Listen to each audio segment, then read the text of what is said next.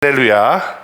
네, 오늘도 아름다운 그 예배 나오신 여러분들 한 분 한 분을 주님의 이름으로 환영하고 축복합니다. 공포의 외인구단이라는 만화가 있었습니다. 사실 저희 세대보다도 조금 더 앞선 세대들이 많이 봤던, 그때 유행했던 만화입니다.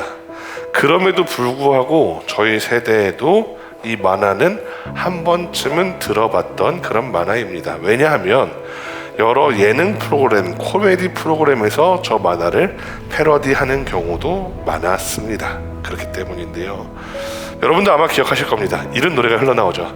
난 네가 기뻐하는 일이라면 뭐든 할 수 있어. 이런 노래가 흘러나오면서 야구 선수가 공을 던지는 장면으로 이어지는데요, 여자 주인공 이름이 저 만화에서 엄지였거든요. 그러니까 엄지손가락에다가 막 여자 분장을 시켜놓는다든가 엄지손가락에다가 뽀뽀를 한다든가 이런 장면으로 개그에서 많이 활용되었습니다. 제가 이 설교 준비하면서, 이 예화를 준비하면서 찾아보니까 이수근 씨는 아예 대놓고 공포의 외인구단이라는 꽁트를 짜서 몇 달 동안 저 꽁트를 하기도 했었더라고요. 그래서 이수근 씨도 지금 나오는 장면이 딱 그거예요. 엄지한테 반지를 준비했대요. 반지를 준비했다고 지금 저 시계를 찬 왼손에 들고 있는 게 반지인데, 저 반지를 이 엄지손가락에 왕관처럼 씌워주는 걸로 해서 사람들이 웃음을 빵 터뜨렸던 그런 장면이었습니다. 이렇게 TV에서 외인구단이 자주 나오니까 저도 궁금해졌습니다. 그래서 제가 한 26살 정도 때 군대 갔다 오고 복학해서 학교를 다닐 때 찾아봤어요.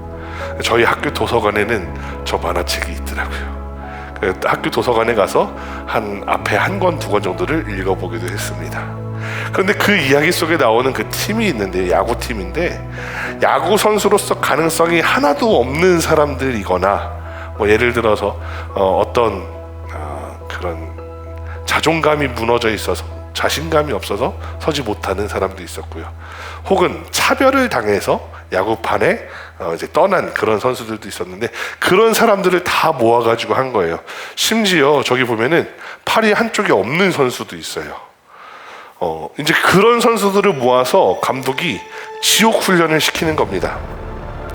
그리고 지옥 훈련을 시킨 다음에 리그에 참여하게 되는데, 문제투성이의 선수들, 상처와 결핍, 분노와 실패로 점철된 선수들이 모인 팀인데, 현실에서는 저런 팀이 한 게임이라도 이길 수 있을까요? 불가능하겠죠. 그런데 저 팀이 다른 팀들에게 전승을 거두는 그런 팀이 되게 됩니다. 하지만 이 만화는 그저 영웅서사로만 흘러가진 않습니다. 승리하는 팀이 되기는 했지만 계속해서 갈등과 열등감, 그리고 자신의 상처들을 마주하게 되면서 저 이야기가 힘을 가지게 되는 겁니다. 그런데 제가 열왕기상 이야기를 읽다가 오늘 설교를 준비하다가 이 공포의 외인구단이 왜 떠올랐냐면, 저 외인구단의 저 선수들을 이끌면서 팀을 꾸려야 되는 감독의 입장이 하나님의 입장이었겠구나 하고 떠오르는 거예요. 팀에는 제대로 된 선수가 없었습니다. 다들 문제투성이었습니다. 팀 멤버들을 보면은 답답하기 그지없습니다. 그런데 오늘 본문에서 하나님의 입장이 딱 그랬을 겁니다. 오늘 본문 속에서 이스라엘 나라는 둘로 갈렸습니다. 솔로몬의 아들 르호보암은 하나님의 백성들을 착취하겠다고, 폭정을 일삼겠다고 대놓고 선언하는 왕입니다. 하나님이 그래서 대안으로 여로보암을 세워서 북왕국 이스라엘을 세웠죠. 근데 북왕국 여로보암 우상 숭배를 합니다. 엉망진창입니다. 이 정도면 정말로 하나님도 답답하지 않았을까, 그런 생각이 듭니다. 그리고 오늘 말씀 제목처럼 하나님의 계획이 그대로 다 망쳐져 버린 것은 아닐까 하는 생각이 들게 됩니다. 오늘 본문은 사실 11장에서부터 12장까지 또는 14장까지를 전체를 살펴보아야 하는 말씀인데요, 오늘 본문 속으로 자세히 들어가 보도록 하겠습니다. 열왕기상 11장에서 여로보암은 최초로 등장을 하게 됩니다. 근데 당시에 여로보암은 솔로몬의 용사이자 요셉 족속의 일을 감독하고 있는 감독자였습니다. 그런데 이 여로보암에게 하나님의 선지자 아히야라는 사람이 찾아옵니다. 그리고 그 아히야는 자신의 이런 옷을 벗어가지고 옷을 12조각으로 막 쭉쭉 찢는 거예요. 찢는데 그 모양이 딱 이스라엘 지도 모양처럼 짓는 거예요. 그러더니 10조각을 이렇게 딱 들고서는 여로보암에게 하나님이 이 10조각 10지파를 당신에게 주실 겁니다 라고 이야기를 합니다. 그 이유는 뭐냐면 솔로몬이 이방 나라와 혼인하면서 하나님만 섬기는 것이 아니라 이방 신들도 함께 섬기고 있기 때문이다 라고 이유까지 친절하게 설명해 줍니다. 이후에 솔로몬이 죽게 되고 그 아들 르호보암이 왕위를 물려받게 됩니다. 그때 여로보암과 이스라엘 회중이 르호보암을 만나러 옵니다. 여로보암과 이스라엘 회중이 르호보암을 만나서 건의를 하러 옵니다. 우리에게 세금이 너무 과중합니다. 노역이 너무 힘듭니다. 그러니까 그걸 좀 줄여주세요 라고 요구하는 겁니다. 르호보암은 처음에 어떻게 하냐면 원로들을 만납니다. 나이가 많은 그런 신하들을 만나서 이걸 어떻게 하면 될까요? 이야기합니다. 그러자 원로들이 백성들의 요구를 들어주는 게 좋겠습니다 라고 이야기합니다. 가끔 목사님들께서 그런 설교를 하시는 경우가 있어요. 르호보암이 이 원로들의 이야기를 들었어야 돼. 젊은 사람들의 이야기를 들어가지고 르호보암은 나를 망쳤어 라고 이야기하는데 그게 아니에요. 왜 아니라고 말씀드리냐면 오늘 본문에 뭐라고 되어 있냐면 이 르호보암에게 조언을 했던 나이 많은 사람들 원로들도 뭐라고 그러냐면 지금 저들의 말을 들어주세요. 그럼 그 다음에 쟤들을 종으로 부릴 수 있어요 라고 말하거든요. 그러니까 이 나이 많은 원로들도 뭐라고 생각한 거냐면 저 백성들을 어떻게 하면 종으로 삼을 수 있을까를 생각한 건데 그건 하나님의 뜻에 어긋나는 거예요. 그러고 나서 이제 젊은 사람들한테 찾아갑니다. 젊은 사람들한테 찾아가가지고 젊은 신하들에게 너네들은 어떻게 했으면 좋겠냐? 쟤네들 세금 깎아달라고 노역을 좀 줄여달라는데 젊은 신하들이 뭐라고 하냐면 그러다 얕보이면 진짜로 죽도 밥도 안 돼요. 그러지 말고 더 강하게 나가셔야 돼요. 이렇게 얘기합니다. 르호보암은 젊은 신하들의 의견을 받아들입니다. 그런데 결과는 처참했습니다. 원로들의 말을 들었다면 나라가 쪼개지진 않았을 거예요. 그런데 젊은 신하들의 강경하게 나가라는 말을 듣고 나서 결국에 나라가 쪼개지게 됩니다. 백성들은 르호보암 밑에서 더 이상 살 수 없다라고 하면서 여로보암을 왕으로 삼게 되고요. 11장에서 선지자 아이야가 예언한 대로 10개 지파와 2개 지파로 쪼개지게 됩니다. 르호보암은 이제 분노하죠. 21절 말씀에 보시면 르호보암이 예루살렘에 이르러 유다와 온 족속과 베냐민 지파를 모으니 택한 용사가 18만 명이라 군사를 18만 명이나 모은 거예요. 그래서 이스라엘 족속과 싸워 나라를 회복하여 솔로몬의 아들 르호보암에게 돌리려 하더니 라고 되어 있습니다. 이제 이스라엘과 전쟁을 벌이겠다고 출정을 선언한 겁니다. 그런데 22절에 보니까 선지자 스마야라는 사람에게 하나님의 말씀이 임하게 됩니다. 그리고 24절에서 그가 하나님의 말씀을 전해주는데요. 아까 함께 읽었던 본문 말씀입니다. 다 함께 다시 한번 읽어보겠습니다. 시작. 여호와의 말씀이 너희는 올라가지 말라. 너희 형제 이스라엘 자손과 싸우지 말고 각기 집으로 돌아가라. 이 나로 말미암아 난 것이라 하셨다라 하신지라. 그들이 여호와의 말씀을 듣고 그 말씀을 따라 돌아갔더라. 아멘. 사실 르호보암은 하나님이 보시기에 그리 좋은 왕은 아니었습니다. 왜냐하면 앞서도 잠깐 말씀드렸지만 그의 통치 철학이 하나님의 뜻에 위배되기 때문입니다. 신명기 17장 14절부터 20절 말씀에 이런 이야기가 나와요. 너희가 만약에 가나안 땅에 가서 왕을 세우고 싶거든 그때는 어떻게 왕을 세워야 되냐면 하고 나오는데 그 내용을 다 읽을 수 없으니까 종합해보면 이런 겁니다. 왕이 백성들보다 위에 있어서는 안 된다. 왕은 백성들을 섬기는 자여야 된다.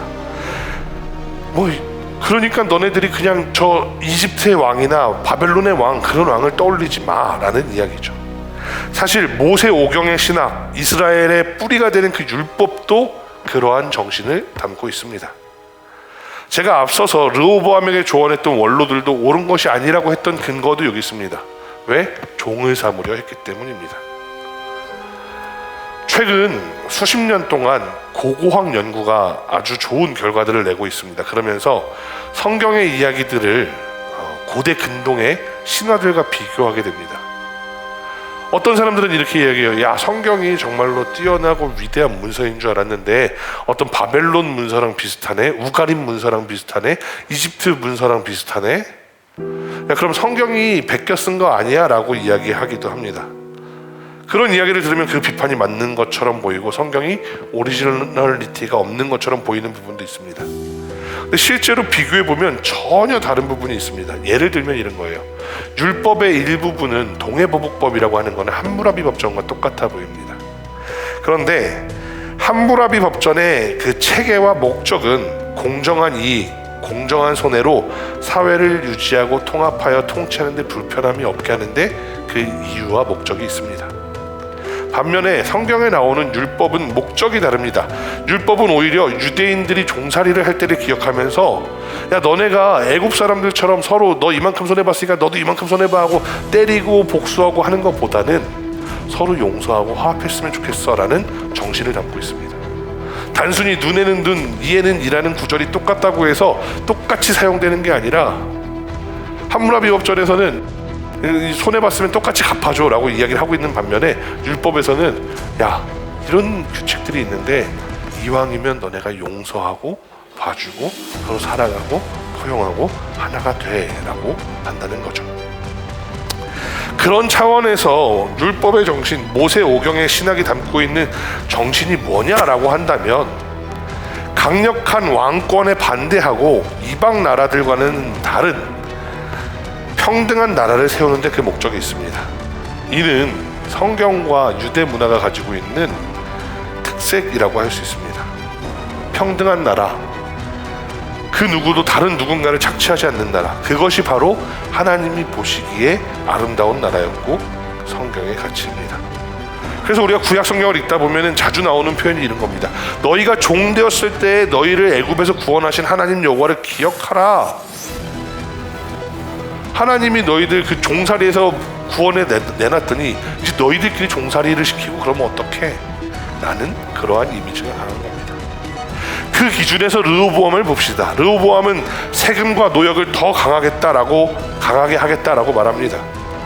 그리고 르호보암에게 조언했던 노인들조차도 저 백성들을 종으로 삼을 수 있습니다 라고 말합니다.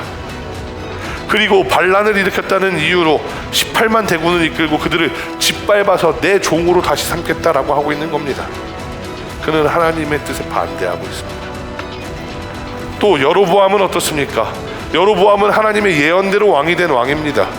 그렇다면 하나님의 뜻대로 살아가면 좋겠는데 그런데 여로보암도 실패합니다. 왕이 된 여로보암에게 걱정거리가 하나 있었습니다. 누가 뭐라 해도 이스라엘의 구심점은 하나님입니다. 그런데 성전이 어디 있냐면 예루살렘에 있어요. 그러니까 내 백성들이 만약에 예배드리겠다고 유다 나라에 가면 어떡하지? 저기 갔다 돌아오지 않고 눌러 살면 어떡하지? 이런 고민을 하게 된 겁니다. 그래서 여로보암은 북왕국에도 예배처를 만들어야 되겠다라고 생각을 합니다. 결국 그는 어떻게 하냐면 베델과 단이라는 곳에 황금 송아지를 만들어 두고 이것이 너희를 애굽에서 인도해낸 신이다 라고 말합니다. 이쯤 되면 이상합니다.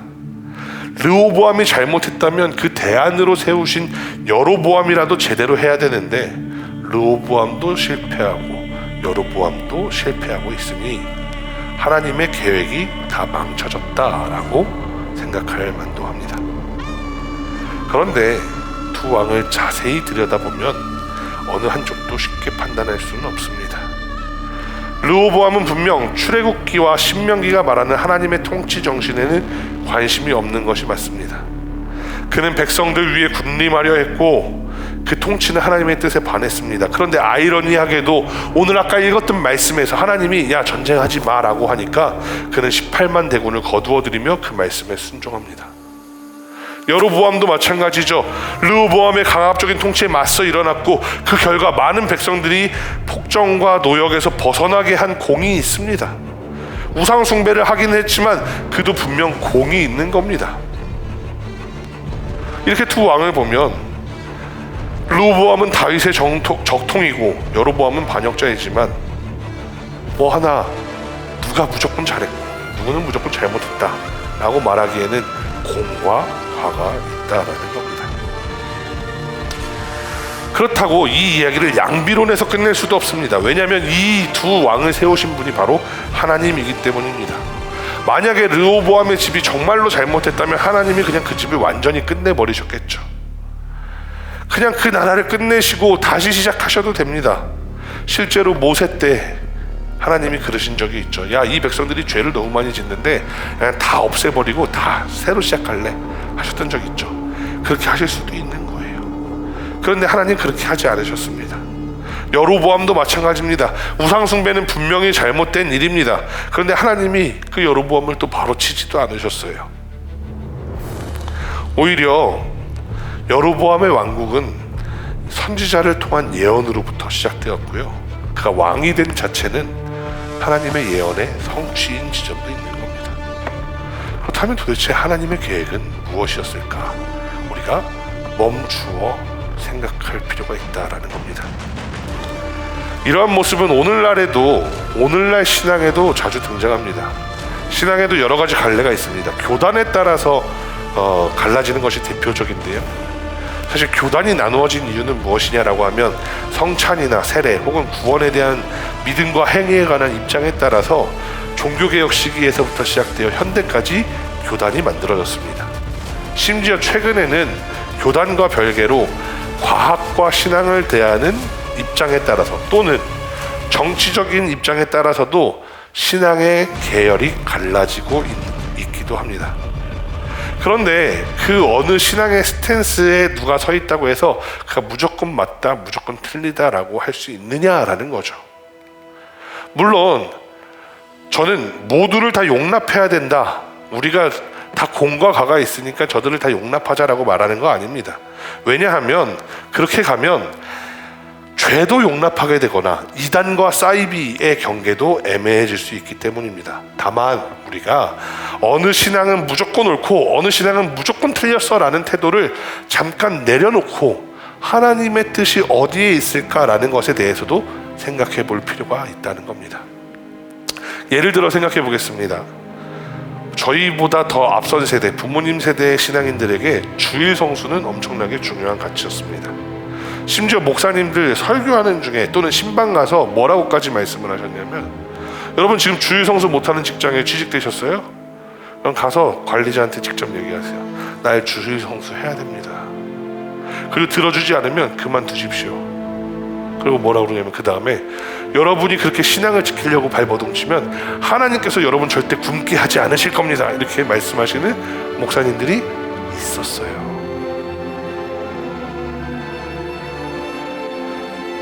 주일 성수는 정말로 중요한 가치라고 생각들 하셨어요. 그리고 그 중에서도 특히나 주일날 11시 대예배는 절대로 양보할 수 없다라고 말씀하셨어요. 10계명의 4계명을 들면서 안식일을 기억하여 거룩히 지켜야 한다라는 그 말씀을 하기도 하셨어요. 근데 오늘날 와서는 어떻습니까? 우리나라에서는 아직 많지는 않습니다만 토요일날 예배를 드리는 교회도 있습니다. 주일에 예배를 드리지만 동일한 예배를 월요일 저녁이나 화요일 낮에 똑같이 드리는 교회도 본 적이 있습니다. 저희 부모님 세대의 신앙인들이 생각하기에는 이상한 교회겠죠. 잘못된 교회라고 생각할 수도 있습니다. 그냥 일단 비판하기 시작하면 그렇게 비판해도 됩니다. 그런데 그렇게 예배를 드리는 교회들에 찾아가서 왜 이렇게 예배를 드리세요 하고 이야기를 들어보면 조금 달라지는 부분이 있는 겁니다. 그 리더들이 이렇게 이야기하는 거예요. 사회가 너무 많이 바뀌었어요. 주말에도 쉬지 않고 3교대 근무하는 사람들도 늘어났고 우리 청년들도 알바하러 가야 되니까 주일날 쉬지를 못해요. 그래서 청년들은요 월요일날 저녁에 예배 드려요, 이런 교회도 있는 겁니다.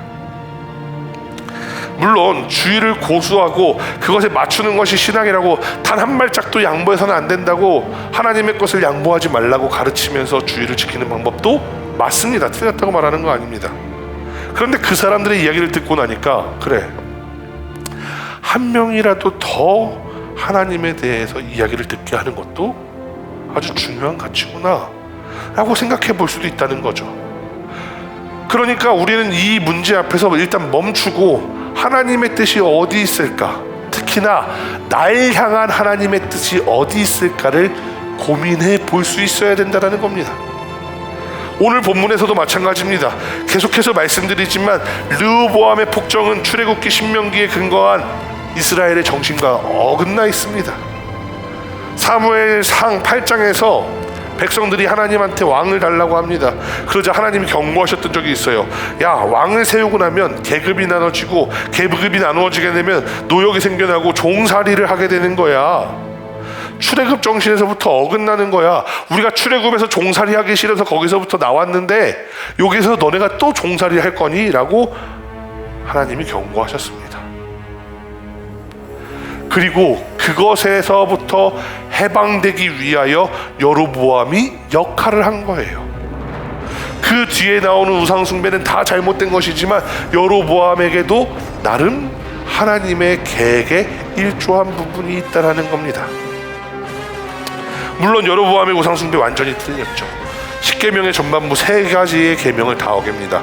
하나님에 대한 규명, 규정이죠. 나 외에 다른 신을 두지 말라, 우상을 만들지 말라, 하나님의 이름을 망령되이 부르지 말라는 규정을 다 어겼습니다. 그래도 멈추어 생각해보면 또 나름의 역할들이 있었다. 성경 안에서 여로보암이 나라를 세우게 하시는 목적이 나와 있는 경우가 있습니다. 뭐냐면 첫 번째는 11장 12절인데요. 다 함께 한 목소리로 읽어보도록 하겠습니다. 시작. 그러나 내 아버지 다윗을 위하여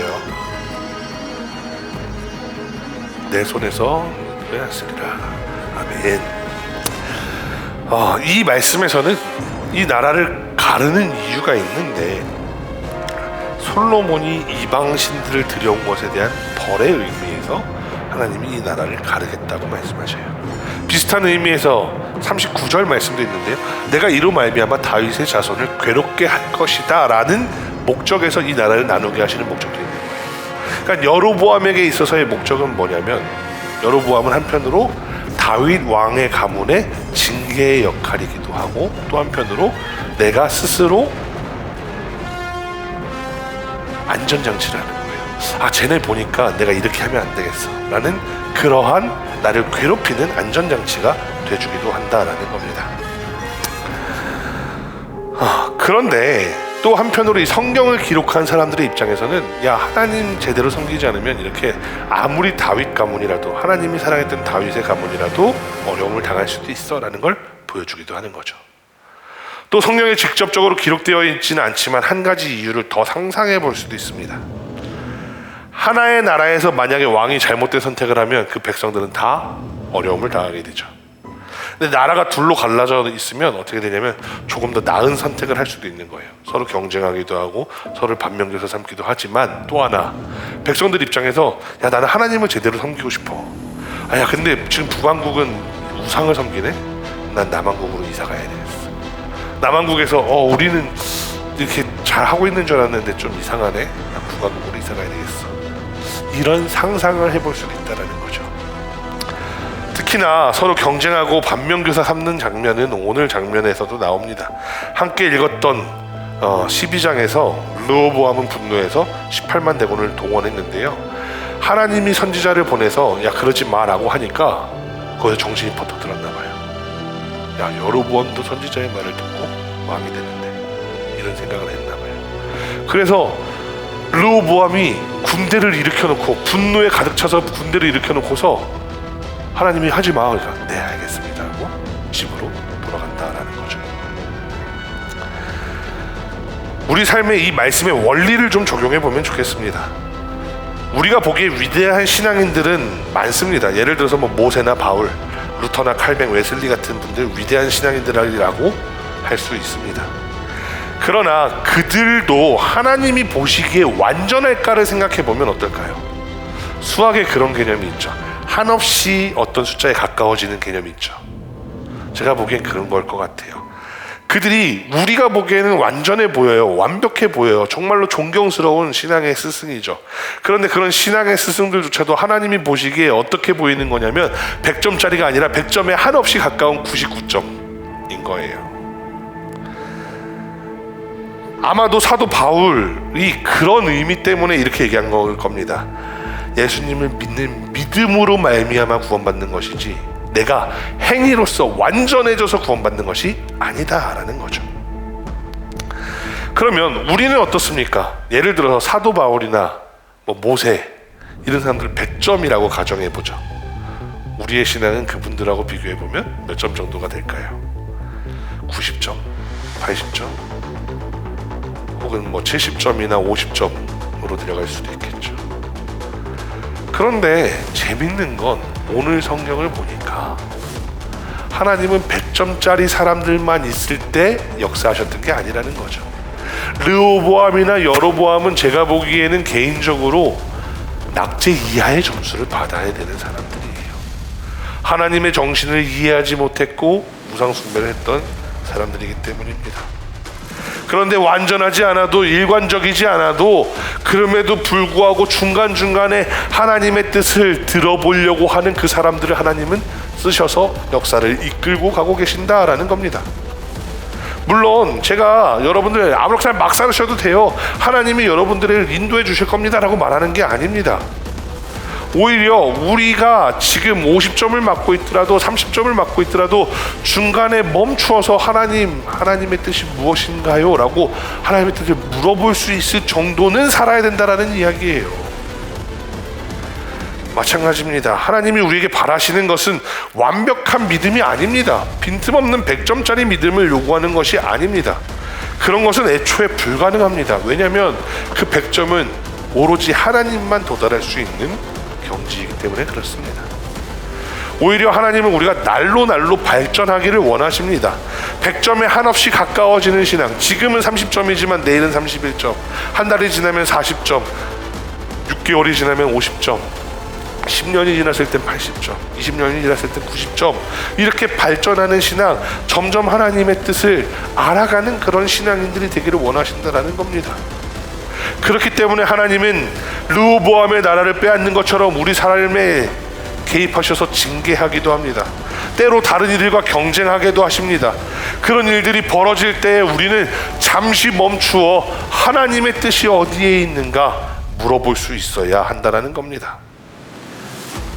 그저 한순간에 결론을 내리는 것은 너무 쉽습니다. 오늘 성경 읽으면서 르호보암 틀렸다, 여로보암 틀렸다, 이렇게 결론만 내리는 것은 너무 쉽습니다. 그런데 이렇게 틀린 사람들을 이끌고 하나님은 도대체 무엇을 하고 싶어 하는가, 그것에 대해서 우리가 궁금해해야 한다라는 거죠. 백성들이 노역을 줄여달라 할 때 르호보암이 원로들이나 젊은이들에게 물어봤습니다. 그런데 왜 르호보암은 하나님께는 물어보지 않았을까요? 우상을 세울 때 여로보암도 그냥 자신의 판단대로, 만약에 백성들이 예루살렘에 가서 예배하겠다고 갔다가 돌아오지 않으면 어떡하지, 이 고민을 하다가 자기 생각에서 그렇게 판단할 게 아니라, 하나님 어떻게 해야 할까요? 우리 백성들 하나님께 예배할 수 있도록 어떻게 해야 할까요? 라고 하나님께 물어봤어야죠. 오늘 설교를 시작하면서 공포의 외인구단 이야기를 했습니다. 그리고 여로보암과 르호보암을 보면서 하나님께서 공포의 외인구단을 맡은 감독처럼 참 답답하셨을 겁니다 라고 말씀을 드렸습니다. 르호보암의 나라를 빼앗으면서 이스라엘 백성이 누구라도 잘못하면 하나님께 벌 받을 수 있다는 점을 깨닫게 되기를 바라셨을 텐데, 그 대안이 되어야 할 여로보암도 죄를 지었기 때문입니다. 그런데 만약 여로보암이 예루살렘 성전 때문에 백성들이 흩어지지 않을까 걱정하기 전에 하나님이 이 나라를 나에게 주신 이유가 무엇일까? 그렇다면 나는 우리 백성들을 어떻게 하나님께 예배하게 해야 할까 고민했다면 더 좋았겠지만, 하나님은 이런 여로보암과 르호보암을 통해서도 역사가 흘러가게 하셨다라는 겁니다. 말씀을 마무리합니다. 우리가 보기에는 사실 오늘 하나님의 계획이 엉망진창이 된 것 같아 보입니다. 선지자들이 여러 명 개입했지만 그럼에도 불구하고 하나님의 계획대로 되는 게 없던 것처럼 보입니다. 그러나 하나님이 그 역사를 포기하셨느냐 하면 그렇지 않습니다. 오늘의 이야기는 누가 더 옳았는가, 누가 틀렸는가를 가리기 위한 말씀은 아닙니다. 르호보암도 여로보암도 다 잘못이 있었습니다. 실수투성이었습니다. 그런데도 하나님이 거기서 멈추지 않으셨다라는 겁니다. 그렇다면 오늘의 질문은 이것이어야 합니다. 내 신앙은 지금 잠시 멈추어 하나님께 질문할 수 있는가? 하나님의 뜻을 분별하기 위해 바쁘게 달리던 내 삶을 멈출 수 있는가입니다. 하나님은 완벽한 사람을 통해 역사하시지는 않습니다. 그런데 하나님이 어떤 사람에게 역사하시느냐? 말씀 앞에 멈출 줄 아는 사람, 하나님의 뜻을 헤아리기 위해 애쓰는 사람들을 통해서 하나님의 이야기를 써 내려가신다라는 겁니다. 때로 우리는 르호보암처럼 실패할 수도 있습니다. 여로보암처럼 실패할 수도 있습니다. 그러나 분명히 기억하십시오. 그 자리에서 하나님의 뜻을 다시 묻는다면 하나님은 여전히 우리를 통해 하나님의 이야기를 써 내려가십니다. 기도하겠습니다.